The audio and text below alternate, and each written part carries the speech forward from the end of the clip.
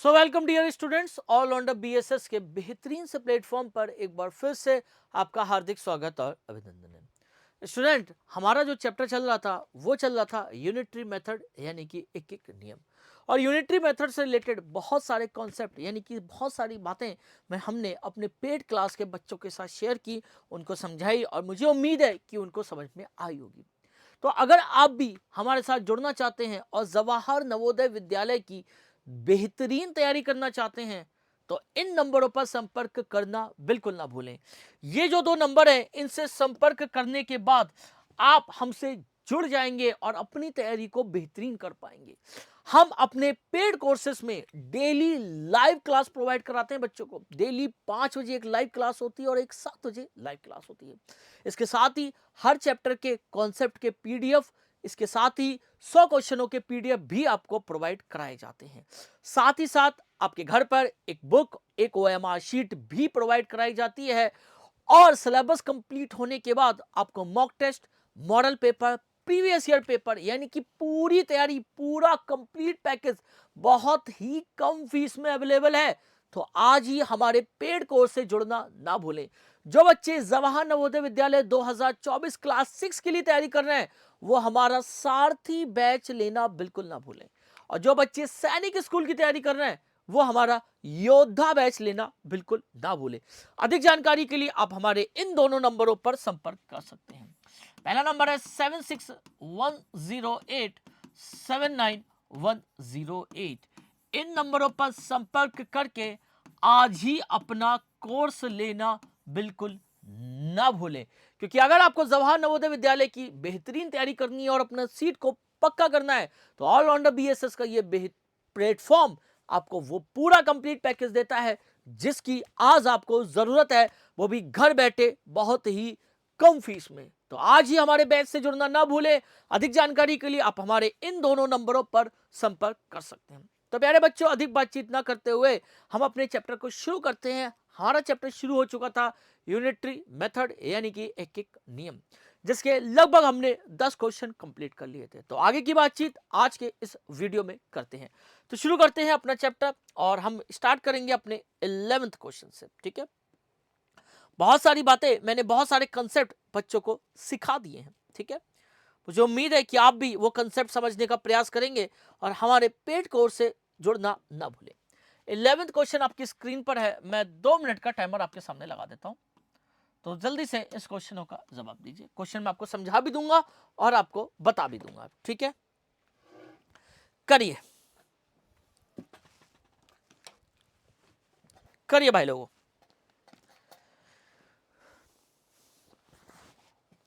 करिए।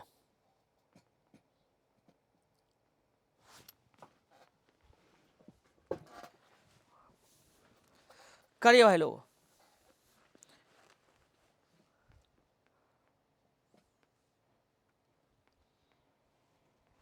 कह रहा है a shopkeeper sells a ball pen in 12 और a packet of 5 at 50 rupees rate.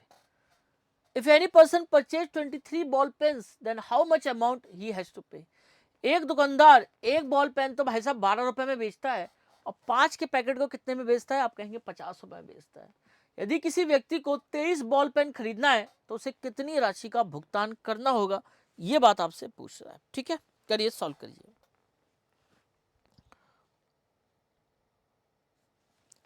करिए भाई लोग, कितना आएगा?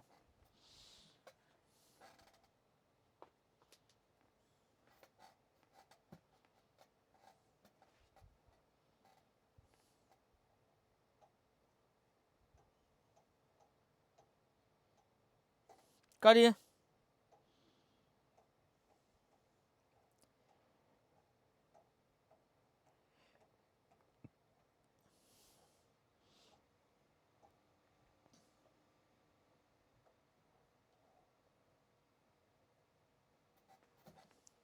करिए भाई लोग।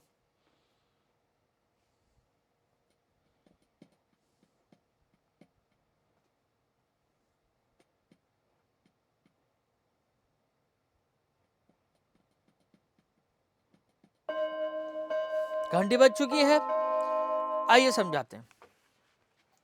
देखिए,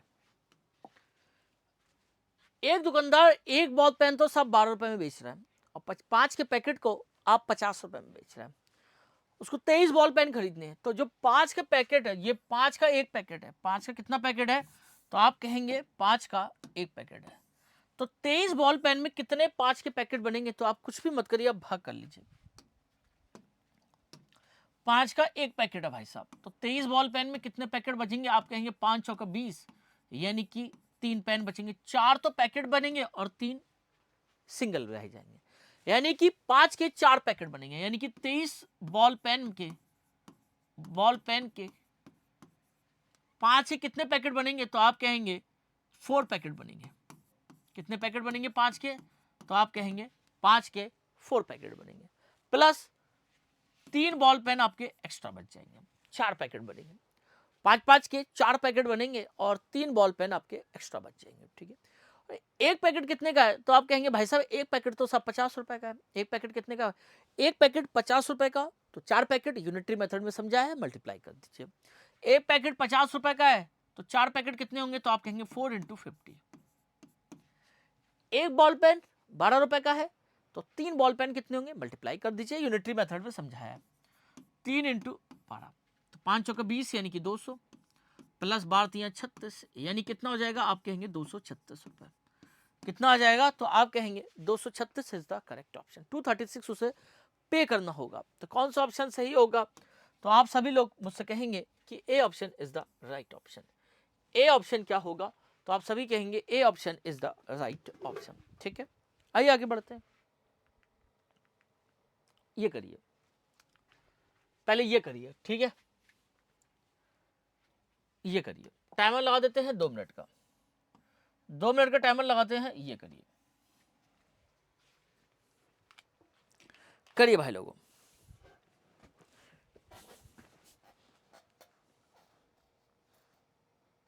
करिए।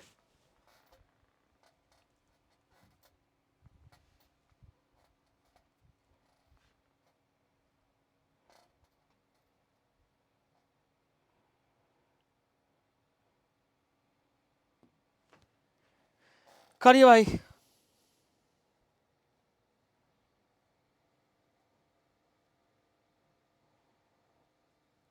करिए भाई लोगों।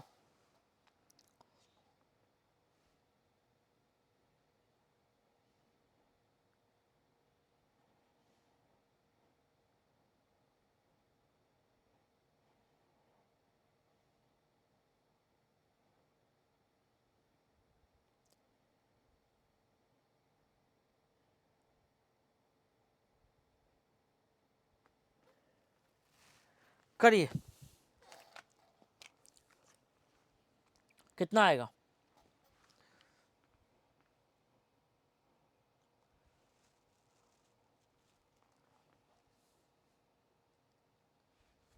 करिए भाई साहब, कितना आंसर आएगा आपका।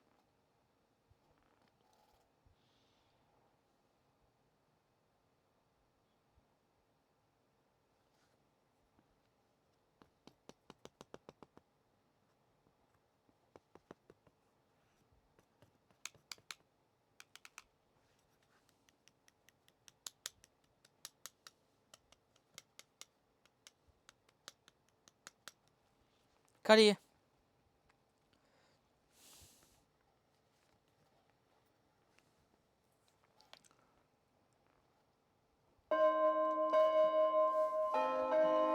देखिए क्या कह रहा है आपसे कि कुछ छात्रों ने पिकनिक के लिए 2160 रुपए की राशि एकत्रित की। कुछ छात्रों ने पिकनिक के लिए कितनी राशि की है, 2160। यदि प्रत्येक छात्र ने 45 रुपए दिया है, तो छात्रों की संख्या का पता लगाएं। Some student have collected amount of 2160 for a picnic. Every student has a given 45 rupees. Then find the number of students. तो इसमें यूनिटरी मेथड मैंने आपको बताया भी था कि जब भी जो भी किसी जिस क्वांटिटी का पता लगाना होता है, मैंने आपको पेड क्लास में समझाया था, उसको कहाँ रखते हैं, उसको राइट हैंड साइड रखते हैं। कहाँ रखते हैं, राइट हैंड। हमें नंबर ऑफ स्टूडेंट की संख्या का पता लगाना है, तो हम ये बात कहेंगे कि 45 रुपए कितने छात्र ने दिए, तो हम कहेंगे 45 रुपए एक छात्र ने दिए। नंबर ऑफ स्टूडेंट्स का पता लगाना है, तो हमें 45 रुपए कितने छात्र ने दिए हैं, तो हम कहेंगे एक छात्र ने दिए। देखो हम कैसे करेंगे इसको, हम ये बात कहेंगे कि 45 स्टूडेंट ने 45 रुपए कितने छात्र ने दिए हैं, तो आप कहेंगे 45 रुपए भाई साहब एक स्टूडेंट ने दिए। जिसका पता लगाना होता है, मैंने आपको बताया हुआ है, जिसका पता लगाना होता है स्टूडेंट को, वो राइट हैंड साइड में, जो उसकी given quantity right hand side में रखते हैं। जैसे मुझे पता लगाना है कि स्टूडेंटों के नंबर, तो स्टूडेंट की जो गिवन क्वांटिटी, एक स्टूडेंट की बात करी गई है, उसको कहाँ रखते हैं, राइट हैंड साइड में। अब 45 रुपए एक स्टूडेंट ने भाई साहब दे दिए। कितने रुपए दे दिए, 1 रुपए, एक स्टूडेंट ने 45 रुपए। अब 45 के बाद मैं किस पे जाऊंगा, एक पर जाऊंगा, यूनिटरी मेथड में। तो 1 रुपए कितने स्टूडेंट में दिए, तो आप कहेंगे 1 रुपए भाई साहब 1/45 स्टूडेंट ने दिए। और टोटल रुपए कितने दिए गए हैं, तो आप कहेंगे टोटल रुपी 2160 रुपए दिए हैं। टोटल रुपीस कितने, तो 2160 रुपए कितने स्टूडेंट ने दिए। मैंने आपको कहा जब भी ज्यादा से कम की बात हो, ज्यादा से एक की बात हो तो डिवाइड में जाता है, और एक से ज्यादा की बात हो तो मल्टीप्लाई में जाता है। ये मैंने आपको यूनिटरी मेथड में समझाया हुआ है बड़े अच्छे से। तो 2160 रुपए कितने स्टूडेंट में दिए हैं, तो आप कहेंगे 1/45 गुणा 2160। 2160 आपको क्या करना है, 45 की 2160 से भाग देना है। आइए भाग देते हैं, कितनी बार जाएगा तो देख लेते हैं। तो 45 पंजे 55 25 हाथ से लगा 2, 5 चौका 20 और 2 22, 204 बार जाएगा। 45 चौक 5 चौका 20 हाथ से लगा 2, 4 चौका 16 और 2 18, 180। 6 11 में से 8 गया 3, 36, 360। तो कर लेते हैं, 360 कितनी बार जाएगा, 45 360, 5 में 45 और 8, 8 पंजे 40 और 8 चौक 32 और 4 36। कितनी बार गया, 48 बार गया। तो कितनी बार गया, 48 बार गया। तो कितने स्टूडेंट्स होंगे, 48 स्टूडेंट होंगे, यानी कि 48 विद्यार्थी होंगे। कितने विद्यार्थी होंगे, 48 विद्यार्थी होंगे। तो मैंने आपको बताया हुआ है कि जब भी जिस क्वांटिटी की यूनिटरी मेथड में, यही तो खास बात है कि जिस क्वांटिटी के बारे में हमें पता करना है, उसको हम, उसकी जो गिवन क्वांटिटी है उसको हम राइट हैंड साइड में रखते हैं। आप ये पूछेंगे कि हमने पहले एक स्टूडेंट ने 45 रुपए दिए, ऐसे क्यों नहीं लिखा।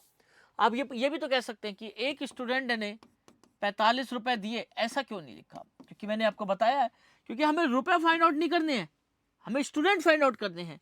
और जिसकी क्वांटिटी हमें फाइंड आउट करनी होती है उसको हम कहाँ रखते हैं, तो आप कहेंगे उसको हम राइट हैंड साइड पे रखते हैं। कहाँ रखते हैं, तो आप सब मुझसे ये कहेंगे उसको हम राइट हैंड साइड पर रखेंगे। इस बात का आपको ध्यान में रखना है, बड़ा ही इंपॉर्टेंट कंसेप्ट है।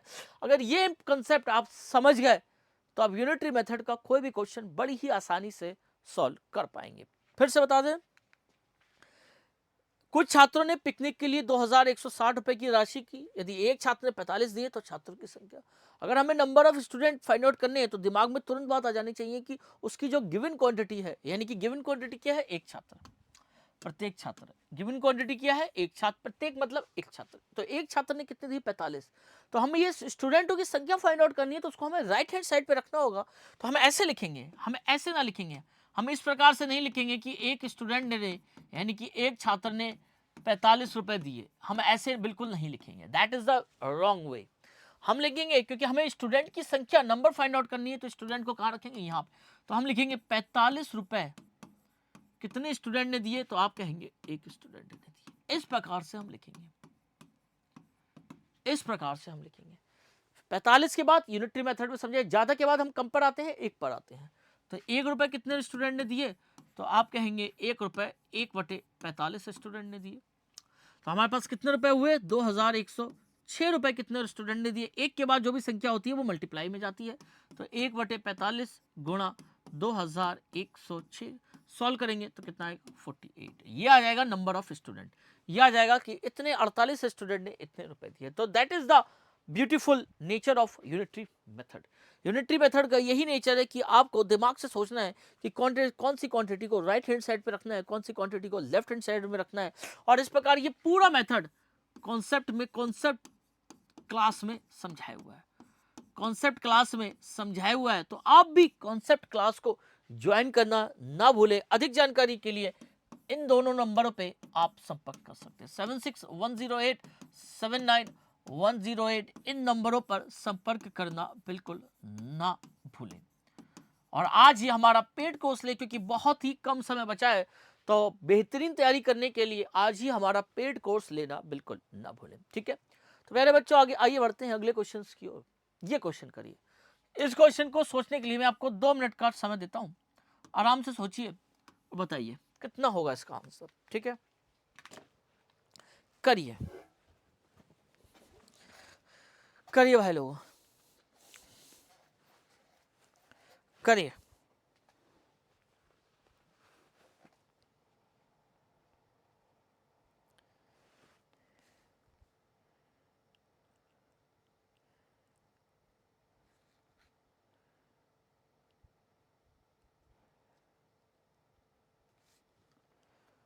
करिए भाई।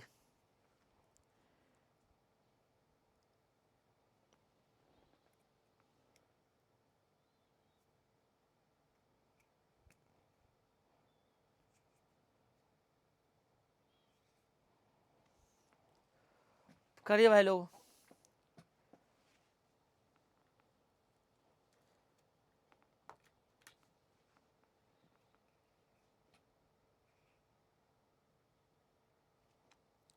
आराम से सोचिए कितना आएगा।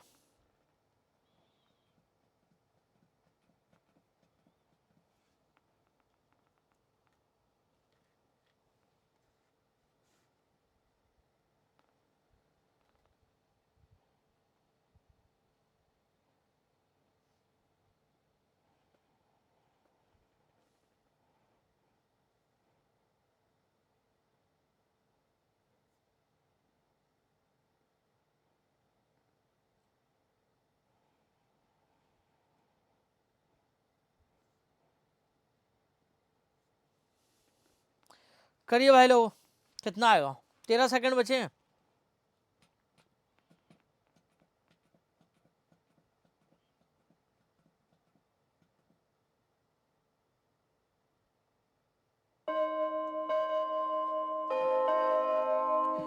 करिए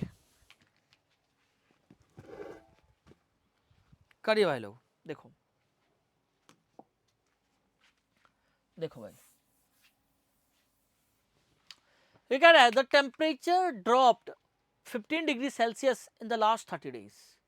If the rate of temperature drop remain the same, how many degrees will the temperature drop in the next 10 days? यानी कि पिछले 3 दिनों में 15 डिग्री सेल्सियस तापमान गिरा है। यदि तापमान गिरने की दर समान है तो अगले 10 दिनों में तापमान कितने डिग्री और गिर जाएगा। यानी कि तो हमें ये जानना है कि तापमान कितने डिग्री गिर रहा है, यानी कि जितना डिग्री गिर रहा है उसको हमें क्या लेना है, उसको हमें राइट हैंड साइड लेना है। तापमान उसकी गिवन क्वांटिटी क्या है, तो आप कहेंगे कि हमें उसकी जो तापमान गिरा है उसकी गिवन क्वांटिटी है कि 15 डिग्री सेल्सियस गिर रहा है। कितने डिग्री सेल्सियस गिर रहा है, तो हम यूनिटरी मेथड का यूज करेंगे। 30 दिनों में वो 15 डिग्री सेल्सियस गिर रहा है, यानी कि और हमसे यही पूछा है कि तापमान कितने डिग्री और गिर जाएगा। तो जो गिरने वाला तापमान है, जो ड्रॉप तापमान है, उसकी क्वांटिटी को कहाँ लेना है, तो आप कहेंगे उसकी क्वांटिटी को हमें राइट हैंड साइड में लेना है। कहाँ लेना है, राइट हैंड साइड में लेना है। ठीक है, तो देखिए हमसे ये कह रहा है कि 30 दिनों में, हम ऐसे नहीं लिखेंगे कि 15 डिग्री सेल्सियस तापमान कितने दिनों में गिरा, हम कहेंगे 30 दिनों में। ये नहीं लिखेंगे, ये नहीं, ऐसे नहीं लिखेंगे, क्योंकि जो तापमान गिर रहा है उसकी जो गिवन क्वांटिटी है, यानी कि जो ये 15 डिग्री सेल्सियस है, इसकी वैल्यू हमें निकालनी है। उसको हमें राइट हैंड साइड यानी कि इस साइड लिखना है। तो हम लिखेंगे 30 दिनों में, 30 डेज में तापमान कितने डिग्री सेल्सियस गिरा, तो आप कहेंगे 15 डिग्री सेल्सियस गिरा। अब मैंने यूनिटरी मेथड क्या नहीं बताया, 30 के बाद किसका निकालेंगे, एक दिन का। किसका निकालेंगे, एक दिन का। और जब भी एक दिन का निकालेंगे, एक दिन में तापमान, तो ये वाली क्वांटिटी इसके डिवाइड में आ जाएगी। कंसेप्ट को समझाया हुआ है। 15/30 यानी कि 15 एकम 15, 15 दूनी 30, यानी कि 1/2 डिग्री सेल्सियस गिर गया। एक दिन में तापमान 1/2 यानी कि 0.5 डिग्री सेल्सियस गिर रहा है। हमें कितने डिग्री कितने दिनों का निकालना है, तो हमने अगले 10 दिनों का निकालना है। तो हम कहेंगे कि भाई साहब 10 दिनों में तापमान, तो एक के बाद जब ज़्यादा क्वांटिटी की बात आती है तो हमने क्या बताया हुआ है कंसेप्ट क्लास में कि वो किस में जाएगा, इसके मल्टीप्लाई में जाएगा। तो 10 दिनों में कितना तापमान गिरा, तो आप कहेंगे 1/2 × 10। 2 से काटेंगे, 2 पंजे 10, यानी कि 5 डिग्री सेल्सियस तापमान गिर गया। कितने डिग्री सेल्सियस तापमान गिर गया?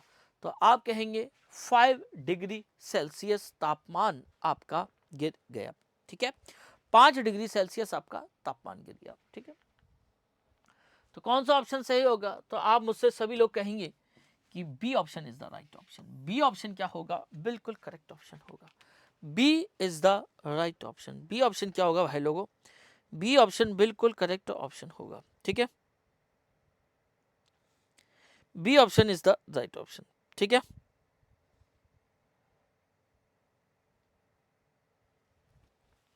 आइए आगे बढ़ते हैं अगले क्वेश्चन पे। ये करिए, अच्छा क्वेश्चन है, टाइमर लगा देते हैं 2 मिनट का।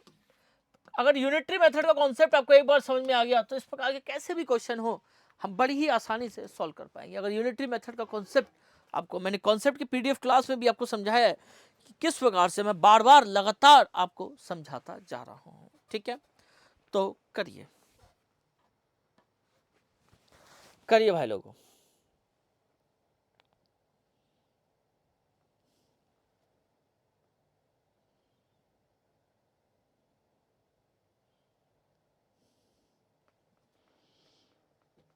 करिए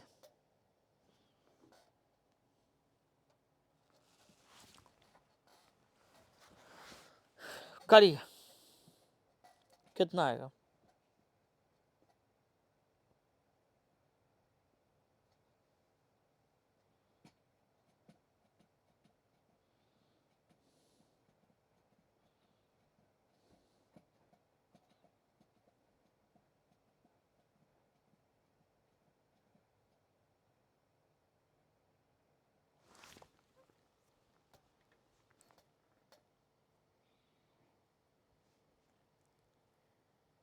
करिए भाई लोगों,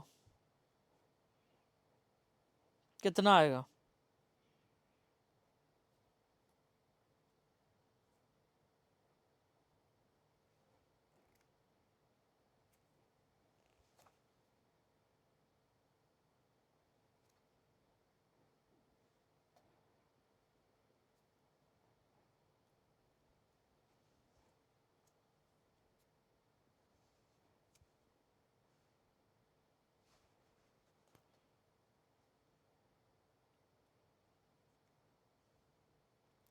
करिए,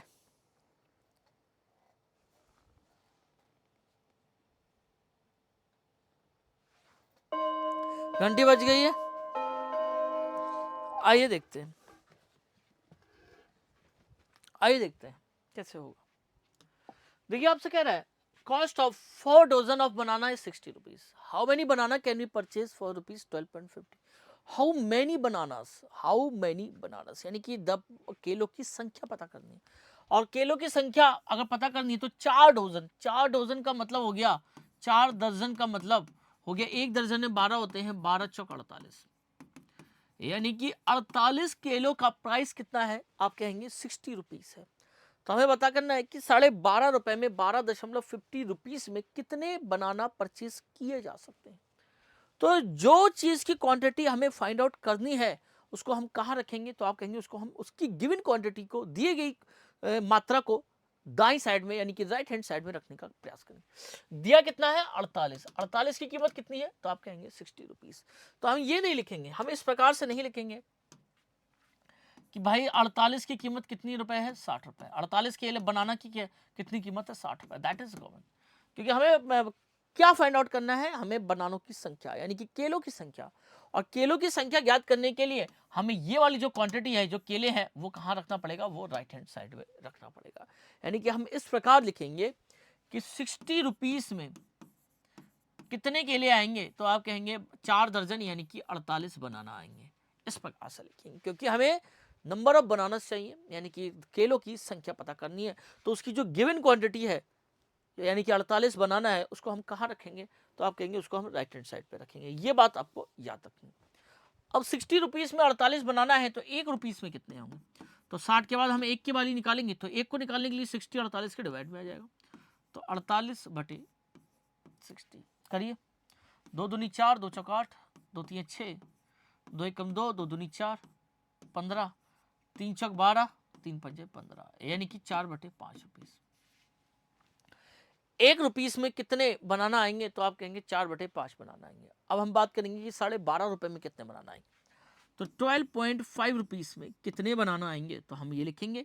तो जब ये एक के बाद बारी होती है तो ये वाली क्वांटिटी इससे मल्टीप्लाई में चली जाएगी, यानी कि 4/5 गुणा 12.50, 12.50, 4/5 गुणा 12.50, पॉइंट हटाएंगे, कितने लगाएंगे, 2 जीरो बढ़ाएंगे, ठीक है। एक जीरो से एक जीरो कैंसिल हो जाएगा, 5 से काटेंगे 5 दूनी 10, 5 25, 5 से काटेंगे 5 दूनी 10, 5 25, 2 से काटेंगे 2 दूनी 4 और 5 दूनी 10, यानी कितने के लिए आएंगे, तो आप कहेंगे 10 के लिए आएंगे। कितने के लिए आएंगे भाई साहब, तो आप कहेंगे मुझे 10 के लिए आएंगे। कितने के लिए आएंगे, 10 के लिए आएंगे। तो कौन सा ऑप्शन सही होगा, आप कहेंगे A option is the right option. A option क्या होगा, बिल्कुल करेक्ट ऑप्शन होगा, A is the right option, ठीक है। आइए आगे बढ़ते हैं अपने नेक्स्ट क्वेश्चन की ओर। 16 क्वेश्चन, ये तो काम पुरुष और काम वाला क्वेश्चन है, यानी कि वर्क और टाइम वाला क्वेश्चन है। पुरुष कितने इस काम को, इतने पुरुष इतने दिनों में कर सकते हैं, तो 8 पुरुष कितने दिनों में करेंगे। तो ये जो क्वेश्चन है, इस क्वेश्चन को करने के लिए एक सीधा फॉर्मूला होता है, एक सीधा फॉर्मूला होता है। उस सीधे फॉर्मूले को मैं समझाने का प्रयास करता हूँ। जब भी आपके पास वर्क एंड टाइम का ये होता है काम, ये क्वेश्चन जो कंसेप्ट है ये वर्क एंड टाइम का है, वर्क एंड टाइम का कॉन्सेप्ट है, कार्य और समय, कार्य और समय का क्या है कि इतने काम को, मतलब किसी काम को 30 पुरुष इतने दिनों में कर सकते हैं, तो 8 पुरुष उसी काम को कितने दिनों में करेंगे। इस प्रकार के क्वेश्चन आपसे पूछे जाते हैं, पुरुष और दिनों की संख्या, यानी यहाँ पे मैन और डेज के बारे में बात करते हैं। तो इसमें आप सीधा फॉर्मूला लगाएंगे। फॉर्मूला नोट कर लीजिए कि जब भी वर्क एंड टाइप का इस प्रकार का क्वेश्चन आएगा तो आप, यानी कि कार्य और समय का जब भी क्वेश्चन आएगा तो आप उसे किस प्रकार से डील करेंगे, वही बात मैं आपको समझाने का प्रयास करता हूं। आप सीधा सा एक फॉर्मूला लगाएंगे, जब भी वर्क एंड टाइम का इस प्रकार का क्वेश्चन आएगा, M1 D1 equal to M2 D2, ये वाला फॉर्मूला आप लगाएंगे। M1 D1, M क्या है, मेंस या आदमी, मेंस भी हो सकते हैं, विमेंस भी हो सकती है, औरतें भी हो सकते हैं, लड़के भी हो सकते हैं। D1 D2 क्या है, ये दिन है, क्या है, दिन है, ठीक है। आपसे कह रहे हैं 30 पुरुष किसी काम को 16 दिनों में कर सकते हैं, यानी कि 30 पुरुष बीच में कुछ नहीं तो मल्टीप्लाई, किसी काम को D1 का मतलब 16 दिनों में कर सकते हैं, बराबर। तो 8 पुरुष मैन का मतलब 8, उसी काम को कितने दिनों में कर सकते हैं, यानी कि D2 की वैल्यू निकालनी है। D क्या है, D और D1 D2 क्या है, दिनों की संख्या है। M1 M2 क्या है, आप पुरुष हो सकती है, महिलाएं हो सकती हैं, औरतें हो सकती हैं, लड़कियां हो सकती हैं, लड़के हो सकते हैं, कुछ भी हो सकता है। तो हमें D2 की वैल्यू क्या है, D2 के साथ 8 किस में मल्टीप्लाई में उधर जाके डिवाइड में होगा, तो 30 गुणा 16/8, ये हो जाएगा D2। और इससे पहले एक क्वेश्चन रह गया, वो 12th नंबर क्वेश्चन था, वो रह गया, आई थिंक वो रह गया, अभी करवा देते हैं। 8 से काटेंगे, 8 दूनी 16 और 30 दूनी 60, यानी कि 8 पुरुष उसी काम को कितने दिनों में करेंगे, तो आप कहेंगे 60 दिनों में करेंगे। कितने दिनों में करेंगे, तो आप मुझसे कहेंगे कि 8 पुरुष उसी काम को 60 दिनों में करेंगे। कितने दिनों में करेंगे भाई लोगों, तो आप कहेंगे 60 डेज में करेंगे। तो कौन सा ऑप्शन सही होगा, तो आप मुझसे कहेंगे D option is the right option. D option क्या होगा, बिल्कुल करेक्ट ऑप्शन होगा, D is the right option, D option बिल्कुल करेक्ट ऑप्शन होगा, ठीक है। 60 दिनों में करेंगे, ठीक है। आइए आगे बढ़ते हैं अपने नेक्स्ट क्वेश्चन। पिछला एक 12वां क्वेश्चन रह गया भाई लोगों, एक 12वां क्वेश्चन आपको समझाना है, ये वाला क्वेश्चन। इसके लिए मैं आपको 3 मिनट देता हूं, आप सोचिए समझिए क्वेश्चन कैसे होगा। 3 मिनट देता हूं आपको समझने के लिए, फिर मैं आपको, क्योंकि इसमें यूनिट कन्वर्जन का रेट आएगा, यूनिट कन्वर्जन का कंसेप्ट चलेगा, तो आपको पहले सीखिए। क्यूबिक का मतलब होता है मीटर क्यूब, ठीक है। बताइए बताइए,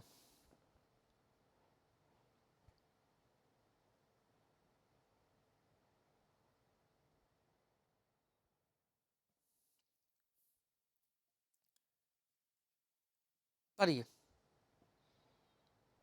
कितना आएगा,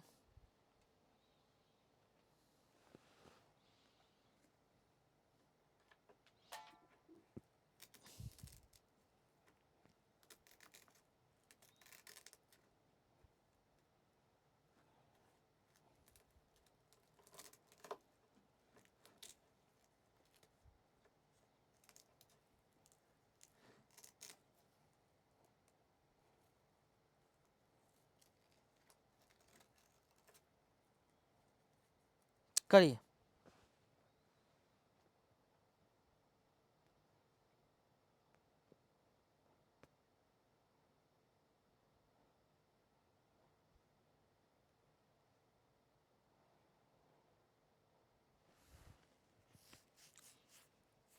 करिए, फिर आपको समझाएंगे। आराम से सोचिए, आराम से करिए।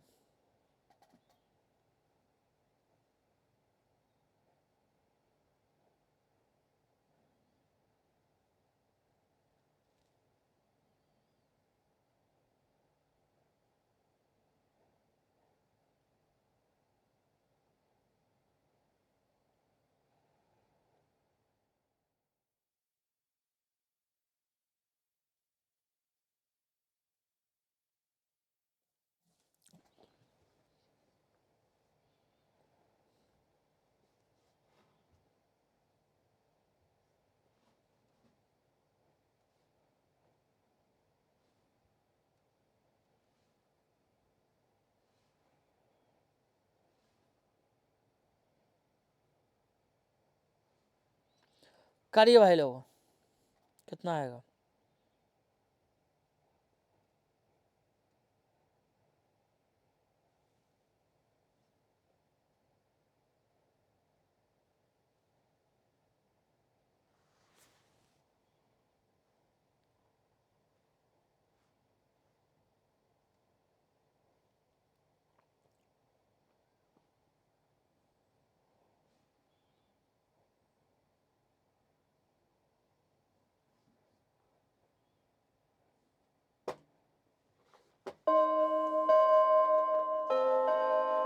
करिए भाई,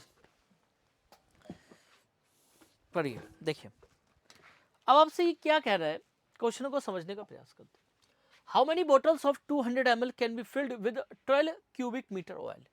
200 मिलीलीटर की कितनी बोतलों को 12 क्यूबिक मीटर तेल से भरा जा सकता है? यानी कि 200 मिलीलीटर की कितनी बोतलों को भरा जा सकता है? यानी कि हमारे पास बहुत सारी बोतलें हैं, हमारे पास 200 ml की बहुत सारी बोतलें हैं। एक मतलब बोतल है, वो कितने ml की है? तो आप कहेंगे 200 ml की एक बोतल है। 200 ml की कितनी बोतल है? तो आप कहेंगे एक बोतल है। 200 बोतल की, तो ऐसी कितनी बोतलों को कितने मीटर क्यूब? 12 cubic metre. कितने? 12 क्यूब मीटर का मतलब 12 मीटर क्यूब, ये मतलब हुआ 12 मीटर क्यूब की क्यूब तेल है। इतना ये वॉल्यूम है। ये क्या है? वॉल्यूम है, आयतन है। ये क्या है? वॉल्यूम है, यानी कि आयतन है। यानी कि इतना मेरे पास ऑयल है, इतना मेरे पास तेल है, तो इतना तेल है, इतना मेरे पास तेल है भाई साहब। और ऐसी 200-200 ml की कितनी बोतलों को मैं भर सकता हूँ? 200-200 ml की कितनी बोतलों को मैं भर सकता हूँ? ऐसे इसमें ये मेरा बहुत सारा एक कंटेनर में एक कंटेनर है, उस कंटेनर में मेरा तेल भरा हुआ है, और मेरे पास कितने टाइप की बोतलें हैं? 200 ml 200 ml 200 ml की बोतलें हैं। तो ऐसी ये सारा तेल ऐसी कितने 200 ml की बोतलों में भरा जा सकता है, यही मुझे फाइंड आउट करना है। यही मुझे क्या करना है भाई लोगों? तो आप मुझसे कहेंगे यही मुझे फाइंड आउट करना है कि 200 ml की बोतलों को कितनी बोतलों को भरा जा सकता है, यही बातें हमें सीखनी है। ठीक है, तो मैं आपसे ही कहूंगा कि सबसे पहले ये कितना है? क्यूबिक का मतलब होता है ये क्यूबिक होता है, 3 का मतलब क्यूब। तो सबसे पहले ये यूनिट देखो, क्या यूनिट सेम है? ये तो मीटर क्यूब में है, क्या ये मिलीलीटर में है? क्या यूनिट सेम है? तो यूनिट सेम नहीं है। तो सबसे पहले हमें क्या करना पड़ेगा? यूनिट को सेम बनाना पड़ेगा। यूनिट को क्या बनाना पड़ेगा? सेम। तो हम ये जानते हैं मिलीलीटर, ये क्या है? मिलीलीटर की 1 मीटर क्यूब में कितने लीटर होते हैं? तो आप कहेंगे 1000 लीटर होते हैं। कितने लीटर होते हैं? 1 मीटर क्यूब में कितने लीटर होते हैं? 1000 लीटर होते हैं। हमें क्या करना है? मिलीलीटर में। और 1 लीटर में कितने ml होते हैं? तो आप मुझसे कहेंगे कि भाई साहब 1 लीटर में, लीटर का मतलब यही होता है 1 लीटर, कि 1 लीटर, इस 1 लीटर में कितने ml होते हैं? आप कहेंगे 1000 ml होते हैं। कितने ml होते हैं? 1000 ml होते हैं। ठीक है, 1 लीटर में।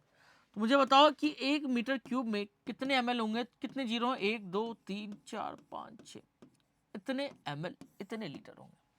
ठीक है, इतने लीटर, क्योंकि दोनों की क्वांटिटी हमें क्या बनानी है? तो आप कहेंगे दोनों की क्वांटिटी मुझे सेम बनानी है, दोनों की क्वांटिटी मुझे सेम बनानी है, इस बात का मुझे ध्यान में रखना है। ठीक है, तो मुझे बताओ भाई लोगों, मुझे बताओ, अब हमें number of bottles find out करनी है। तो मैंने बताया कि जिसकी वैल्यू हमें फाइंड आउट करनी है उसकी क्वांटिटी को राइट हैंड साइड में रखते हैं। तो 200 ml की कितनी बोतलें हैं? तो आप कहेंगे 200 ml की भाई साहब एक बोतल है, क्योंकि हमें number of bottles find out करनी है, एक बोतल है, तो इसको हमें राइट हैंड साइड में रखेंगे। 200 ml की यानी कि 200 ml की कितनी बोतलें भरी जा सकती हैं? तो आप कहेंगे एक बोतल भरी जा सकती है। तो 200 के बाद किस में निकालेंगे? 1 ml की। 1 ml में कितनी बोतलें भरी जा सकती है? जब भी एक की बात हो तो ये डिवाइड में आ जाता है, 1/200 बोतल्स भरी जा सकती है। हमारा टोटल ऑयल कितना है? 1 मीटर क्यूब। 1 मीटर क्यूब में इतने ml है, तो हमें हमारे पास ऑयल कितना है? 12 मीटर क्यूब। हमारे पास ऑयल कितना है? 12 मीटर क्यूब। तो 12 मीटर क्यूब में कितना ऑयल होगा? तो आप मुझसे कहेंगे कि 12 मीटर क्यूब में, 1 मीटर क्यूब में इतना है, तो 12 मीटर क्यूब में इतना ऑयल होगा। 1 2 3 4 5 6 इतने ml ऑयल होगा। तो इतने ml ऑयल में कितनी बोतलें भरी जा सकती हैं? तो यही मेरा कंसेप्ट है, यही मेरा कंसेप्ट है। तो 1 ml में कितनी बोतलें भरी जा सकती हैं? तो आप कहेंगे 1 ml में 1/200 बोतलें भरी जा सकती हैं। तो 12 गुणा कितने? 1 2 3 4 5 6 इतने ml में कितनी बोतलें भरी जा सकती है? जब भी एक के बाद बातचीत हो तो ये इसके मल्टीप्लाई में आ जाता है। तो 1/200 इंटू 12 गुणा 1 2 3 4 5 6, 2 जीरो से कितने जीरो कटेंगे? आप कहेंगे 2 जीरो कटेंगे। 2 से कितना आ जाएगा? 2 छंग 12।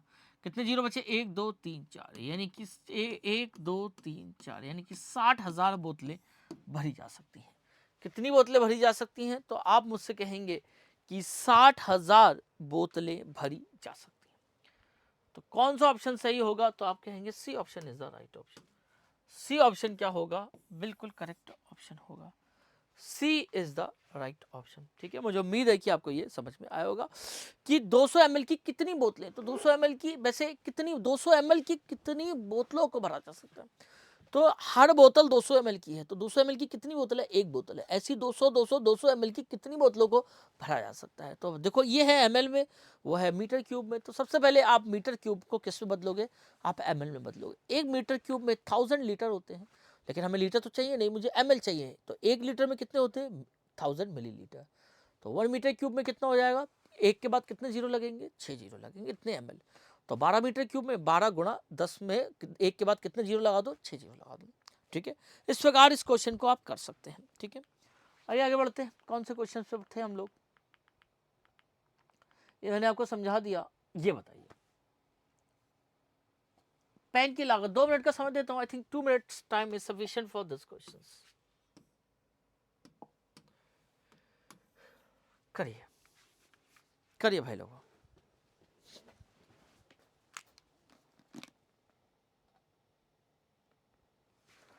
करिए भाई लोगों।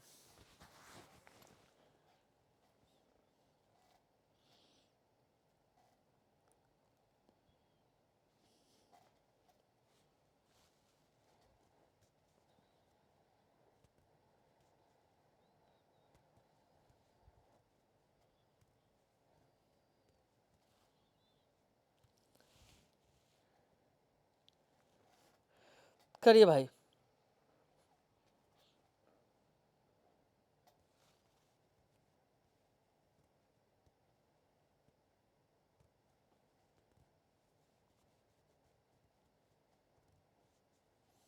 करिए भाई लोगों।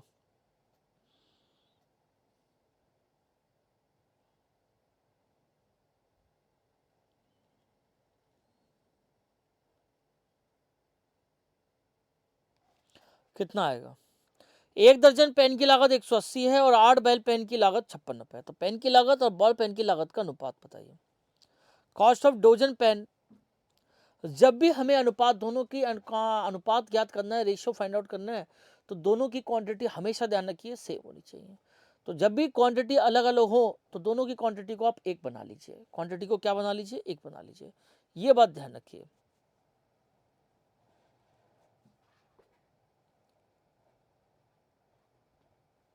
करिए। दोनों ही क्वांटिटी को क्या बना लीजिए, दोनों ही क्वांटिटी को सेम बना लीजिए, ठीक है।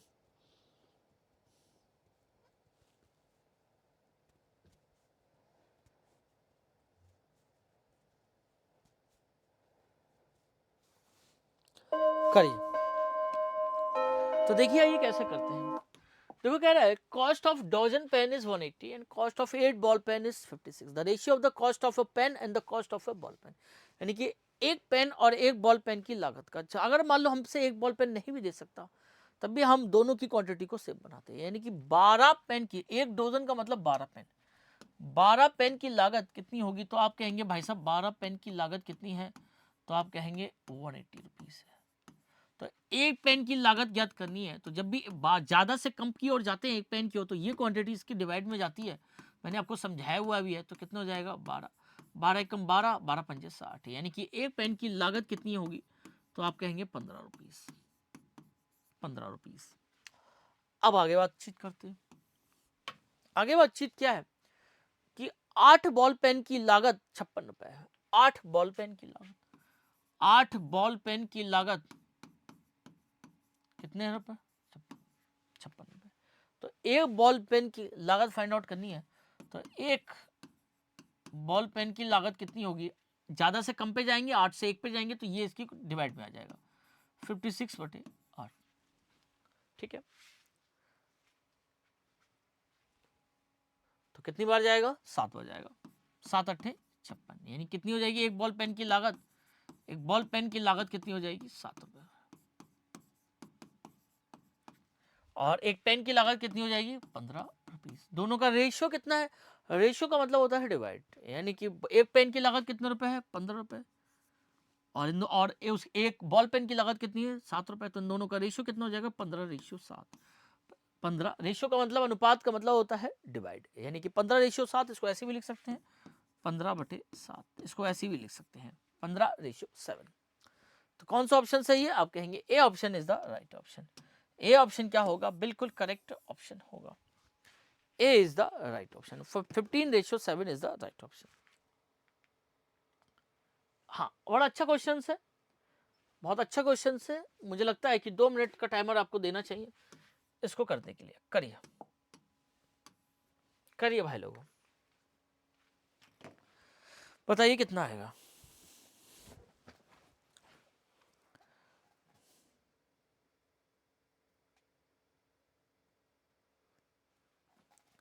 करिए कितना आएगा।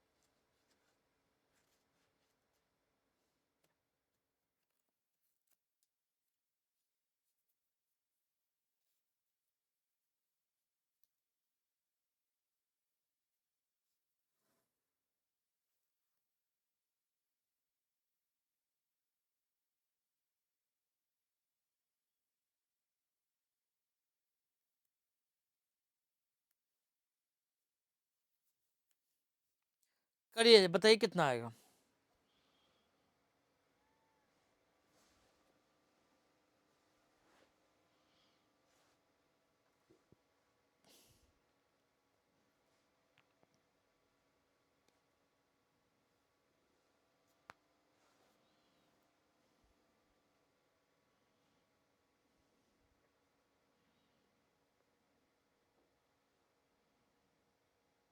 करिए,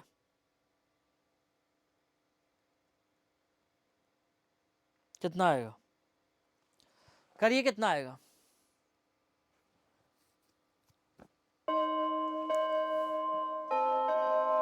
देखिए क्या कह रहा है आपसे, A truck require 108 liter of diesel for covering a distance of 594 kilometer. How much diesel will be required by the truck to cover a distance of 1650 kilometer? एक ट्रक को 594 किलोमीटर की दूरी कवर करने के लिए 108 लीटर पेट्रोल डीजल की आवश्यकता होती है। तो 1650 किलोमीटर दूरी तय करने के लिए ट्रक द्वारा डीजल की कितनी आवश्यकता होगी? यानी कि हमें डीजल की मात्रा फाइंड आउट करनी है। हमें किसकी मात्रा फाइंड आउट करनी है? तो हमें डीजल की मात्रा फाइंड आउट करनी है। तो मैं आपको कई बार इस कॉन्सेप्ट को समझा चुका हूं। जिसकी वैल्यू फाइंड आउट करनी है, उसकी जो गिवन क्वांटिटी है उसको राइट हैंड साइड लिखते हैं। यानी कि डीजल की गिवन क्वांटिटी क्या है? 108 लीटर। तो 108 लीटर को कहां रखेंगे? Right hand side. यानी कि हम कहेंगे कि 594 किलोमीटर तय करने के लिए 594 किलोमीटर तय करने के लिए कितने लीटर डीजल की आवश्यकता है? आप कहेंगे 108 लीटर डीजल की आवश्यकता है। अब हम क्या करें? 1 लीटर पे बात करते हैं। तो 1 किलोमीटर के लिए कितने डीजल की आवश्यकता है? तो आप कहेंगे ये इसको डिवाइड में आ जाएगा 108 अपॉन 594। ठीक है। अब कितने किलोमीटर है? 1650 किलोमीटर के लिए। तो आप कहेंगे 1650 किलोमीटर के लिए कितने, एक के बाद जो भी आता है वो इसके मल्टीप्लाई में हो जाता है। तो 108 अपॉन 594 और ये चीज इसके मल्टीप्लाई में आ जाएगी, यानी कि 1650 हो जाएगी। कितनी हो जाएगी? 1650। अब इसको कैलकुलेट करके बताइए, जल्दी से कैलकुलेट करके बताइए कितना आंसर आएगा। कैलकुलेट करके बताइए फटाफट कितना आंसर आएगा, जल्दी से बताइए कितना आंसर आएगा।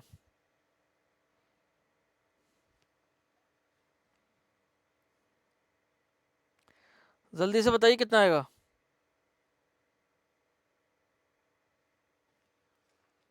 आइए करते हैं। दो से काट लेते हैं। 2 दूनी 4, 594 है ना। 594 1650 108। ठीक है। 2 दूनी 4, 2 निम 18, 2 सत्ते 14। 2 से काट लेते हैं। 2 पंजे 10, 2 चौका 8, 9 2 11 और 7 18, 5 3 से काटेगा। 3 निम 27, 2 3 निम 27। 3 से काटेंगे। 3 दूनी 3 एकम 3, 3 अट्ठे 24। 9 से काटेंगे। 9 एकम 9, 9 एकम 9, 9 दूनी 18। ठीक है। 11 से काट लेंगे। 11 एकम 11, कितने बचेंगे? 5, 11 पंजे 55 और 150 दूनी 300। यानी कि कितने लीटर पर डीजल की आवश्यकता होगी? तो आप कहेंगे 300 लीटर डीजल की आवश्यकता होगी। कितने लीटर डीजल की आवश्यकता होगी? आप कहेंगे 300 लीटर डीजल की आवश्यकता होगी।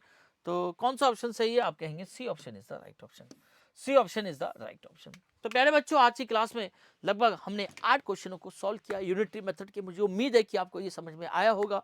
तो अगर आप भी इसी तरह से और भी अच्छे अच्छे कॉन्सेप्ट पाना चाहते हैं और अपनी तैयारी को बेहतरीन करना चाहते हैं, तो आज ही हमारा पेड कोर्स लेना ना भूलें। अधिक जानकारी के लिए आप हमारे नंबरों पर संपर्क कर सकते हैं, जो मैंने आपको क्लास के शुरू में बताया था। क्लास के शुरू में नंबर बताए थे, आप इन नंबरों पर संपर्क कर सकते हैं और अपना पेड कोर्स लेना बिल्कुल ना भूलें। तो प्यारे बच्चों, कल की क्लास में फिर से आपसे मुलाकात होगी। तब तक के लिए इजाजत दीजिए। जय हिंद, जय भारत। सभी बच्चों को नमस्कार और गुड नाइट।